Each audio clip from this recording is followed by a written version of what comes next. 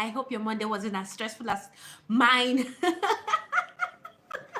I just had to let that out because, oh my God, it was a crazy Monday. Like all the work that, I left behind last weekend. It's like they just, no, it was kind of overwhelming. Even right now, I'm having a small headache, but we have to do this. We have to do a Bible. Oh, sorry, I said Bible. We have to do our book reading challenge today. Yeah, I'm sure we're going to have a Bible reading challenge one day. Yeah, very, very one day, very one day. Okay, so yeah, welcome guys. This is my channel and it's NK here once again, and we are on How to Win Friends and Influence People by Dale Carnegie. Book. You guys need to purchase this book. You need it. You need it. Particularly if you're intentional about, having that healthy boost in relationships, in your friendships. You need this book. You need this book. You remember our slogan?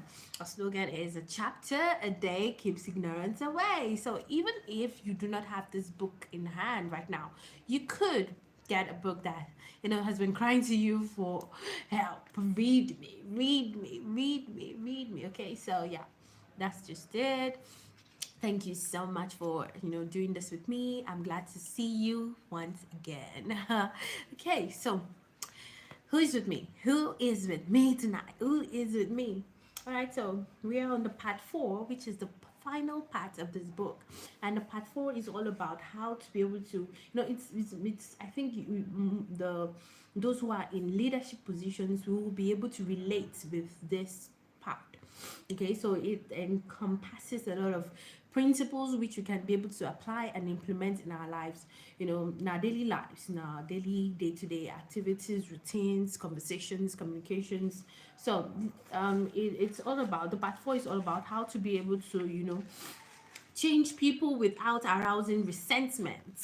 How to change people without arousing resentments. Yeah, so if you want to cause a positive change in your team, in your workplace, in your company, okay, in your church, in your mosque, in your wherever you are, you want to cause that change. Okay, and you don't want it to end badly. You don't want the other person at the receiving end to feel like, huh, what do you think you are? Who do you think you are? So if you don't want to arouse that resentment, Dale Carnegie has principles, like super incredible principles that you can apply, to that, to any area of your life, in order to be able to change that person, but in a way that it won't arouse resentment. So yeah, yesterday we talked about calling attention to people's mistakes indirectly. So this is the principle 2.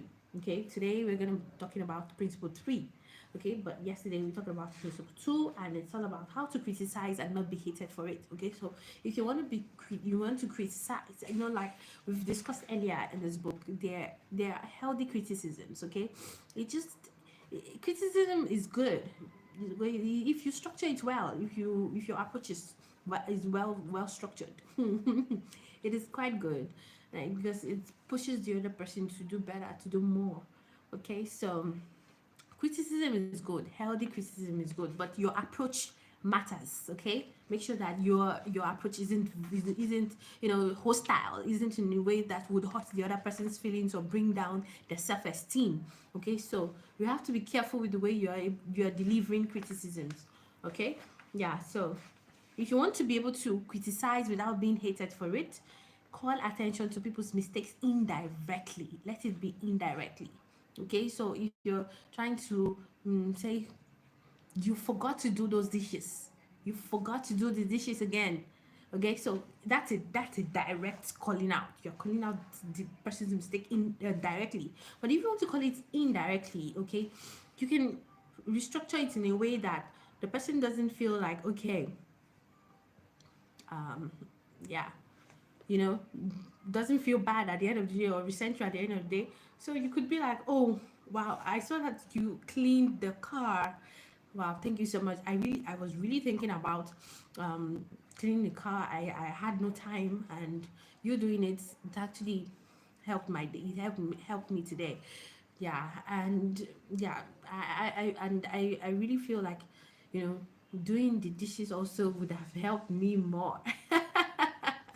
But it's okay. No, it's okay. I knew that you also had a long day, you know. So that's indirectly calling out a mistake, okay? So you calling it out directly, you know, it can make you get hated for it, all right? So be careful. Yeah. So today we're going to be talking about talk about your own mistakes first. That's principle three. So I'm going to go off mic and I'm going to, you know, have my own time, study the chapter, you know, maybe learn some new English words. And yeah, just have a little time with myself and let my phone do the watching for once. Okay, so if you've got a book, I encourage you. If you've got a book there, just one chapter a day will not do you harm, okay? Yeah, so you can pick a book and join me. Let's relax, you know, together. Hmm? I'll talk to you soon.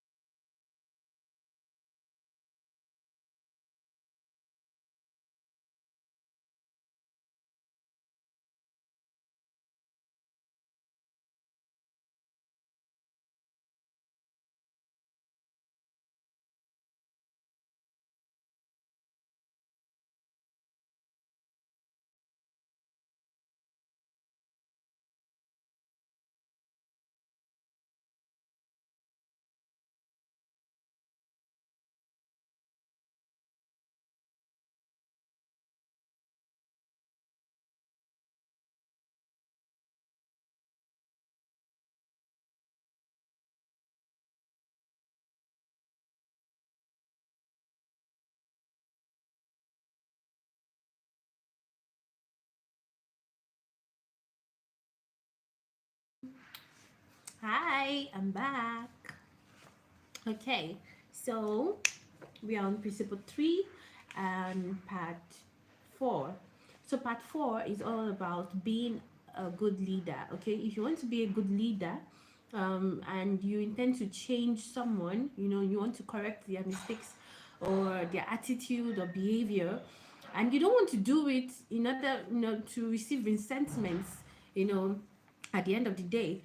Here are principles that you can follow according to Dale Carnegie. So, principle 1 is all about beginning with praise and honest appreciation. Okay, so if you want to, give that person, you, you want to tell the person, oh, you've done this, you've done that. Okay, begin with praise, begin with honest appreciation. Of course, as humans, we have flaws, we have, things that, you would probably not like, in a person, but there should be one or two things you must have discovered that you found impressive, or you found like, okay, this person might actually be a good person, or this person might actually be a sensible person. So, you point out those things before you start with your criticisms, or you start with, what you feel like you don't like about the person. So begin with praise, begin with honest appreciation. Look for something that you feel like the person does right, and try to bring it out first before you now go into, so, the second principle is all about,